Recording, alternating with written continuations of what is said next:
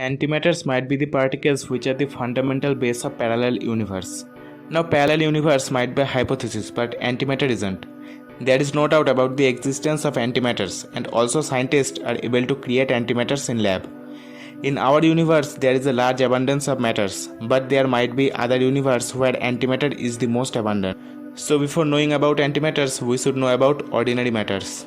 Now we all know that every particle in our universe is made of atoms. The atoms are so tiny that if you keep 100 million atoms in a row, it will occupy the length of only 1 centimeter.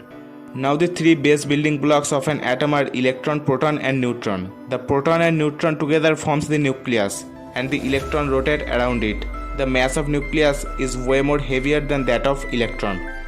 Back in time in 1928, scientist Paul Dirac, while experimenting about electrons, thought that there might exist an opposite electron.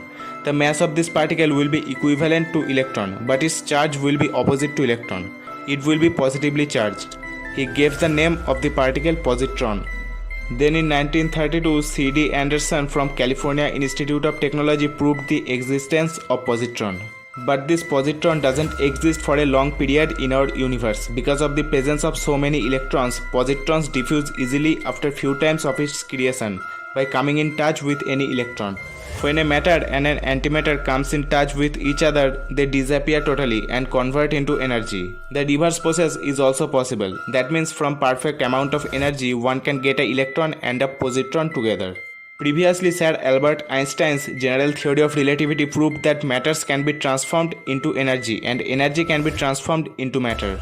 Again, back in time in 1955, E. Sergey and O. Chamberlain were able to produce antiproton. The mass of proton and antiproton are same, just antiproton is negatively charged.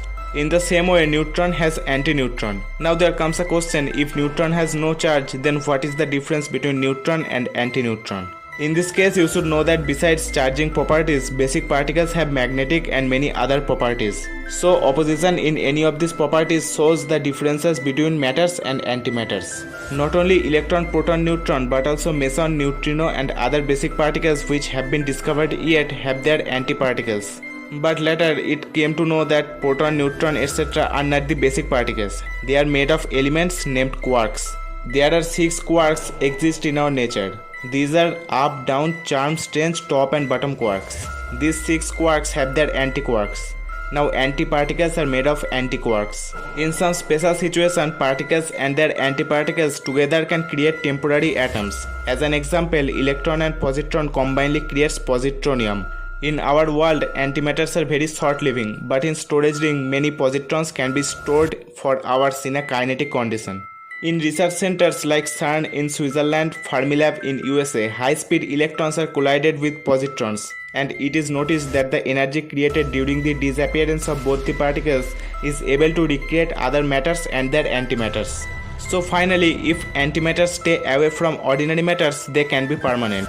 So there might exist an anti-universe. Scientists are trying to find out anti-universe. But the problem is that when light comes from an object, we observed its presence. But in this case, light from both universes will be same and it is impossible to differentiate between them.